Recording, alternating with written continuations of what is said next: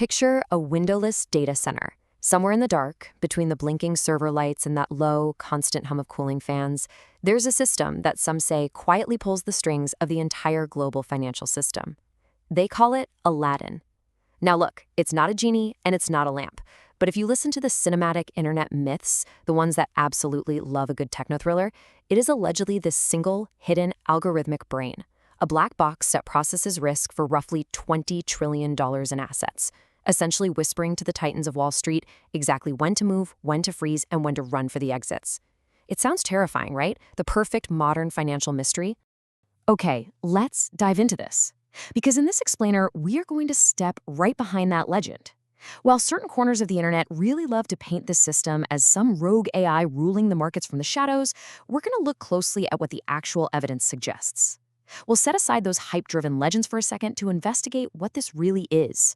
Are we looking at a sentient digital overlord or, just an incredibly massive piece of risk software? You've probably seen the glitchy thumbnails. The sensational narrative surrounding this system is just incredibly sticky. I mean, the idea of a $20 trillion global puppet master makes for fantastic clickbait, doesn't it? The myth basically claims this system secretly manages the world's wealth, dictates market stability, outpaces regulators, and has literally made the traditional banking system completely obsolete. It's a wildly compelling story. But as we prepare to dismantle it, we really need to ask, is this narrative actually about BlackRock's technology, or is it allegedly just a reflection of our own deep fear of modern financial complexity? Chapter 1, The Invisible Master, Myth versus Reality. When researchers and regulators actually dig into the weeds of the system, they don't find a secret AI commanding the global economy. What they actually find is a story about incredibly complex, widely used infrastructure. To understand the reality, we literally just need to look at the name itself. Aladdin isn't some mystical title, it's just an acronym. It stands for Asset, Liability, Debt, and Derivative Investment Network. It was built by BlackRock Solutions, which is the risk management and technology arm of BlackRock, the world's largest asset manager. And BlackRock themselves describe it as a unified platform designed to support the entire investment cycle. We're talking everything from building portfolios and tracking performance, all the way to daily operations and accounting. So when we put the myth side by side with reality, the picture clears up real fast. On one side, we have the myth, this sentient AI ruling the markets. On the other, the reality, a massive enterprise resource planning, or ERP system, for finance. And this is key. Aladdin isn't just a private tool for BlackRock's internal funds. It's actually sold to massive outside institutions. We're talking global pension funds, major insurers, other massive asset managers. It functions way more like a piece of foundational enterprise software than some magical intelligence making autonomous trades in the dark. Chapter 2. Inside the Aladdin Engine. Now that we know what it is, I want to invite you to look under the hood with me.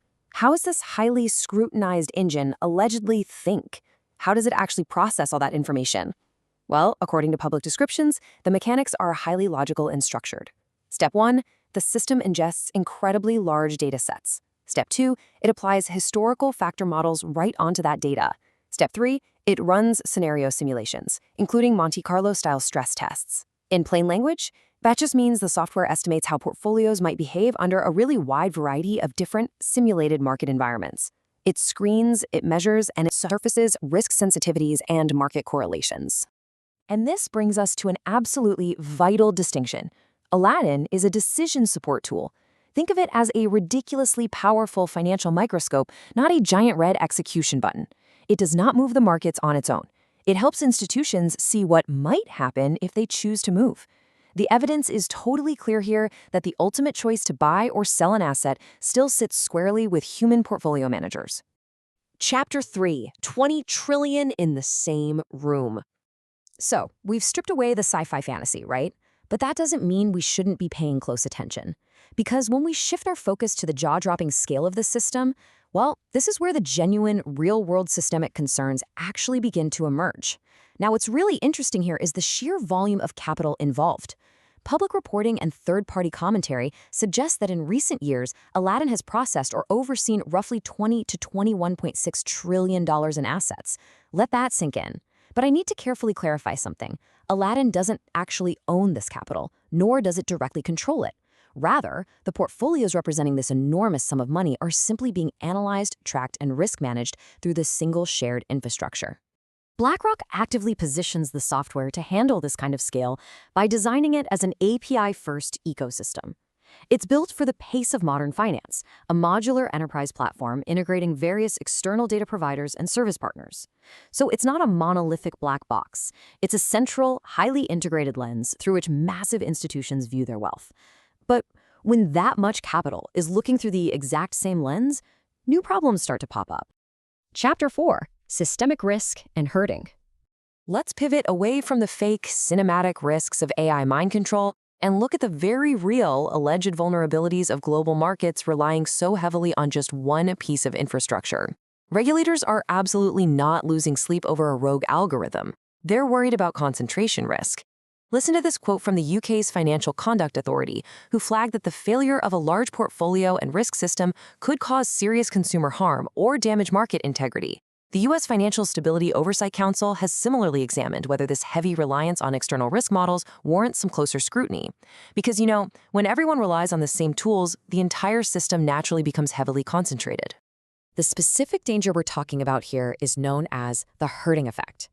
If a huge slice of global institutional capital is looking at the exact same risk metrics, running the same Monte Carlo simulations, and seeing the exact same warning signals, what happens in a moment of extreme market stress?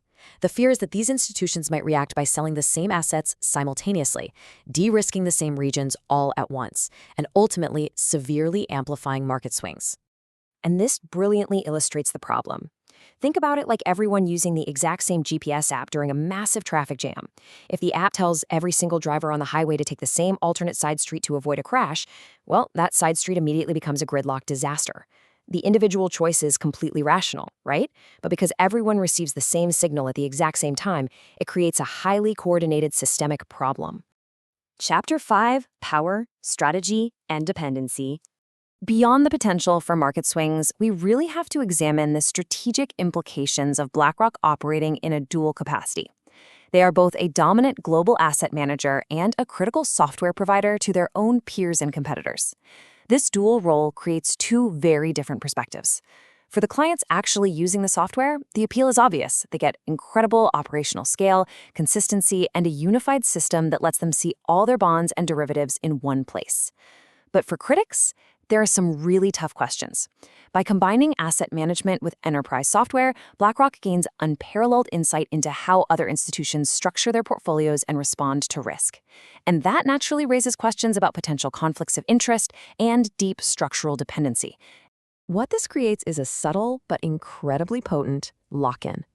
Once a massive pension fund wires its entire risk, operations, and portfolio workflow through one single system, switching away becomes wildly expensive and logistically a nightmare.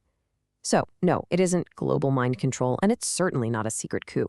But it is an indirect, undeniable infrastructure dependency that, over time, can subtly shape the behavior of the market itself.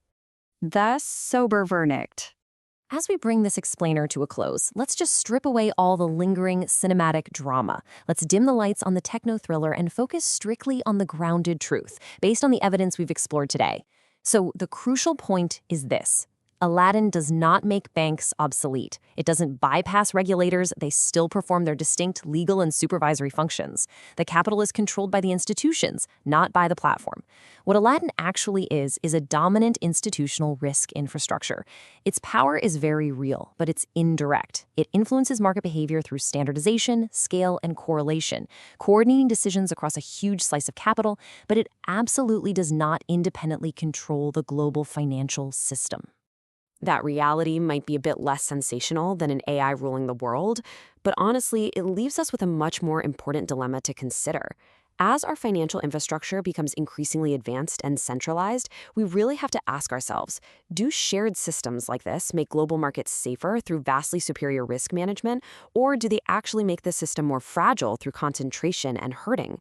I want you to think about that delicate balance between efficiency and dependency and consider what it truly means for the future of finance.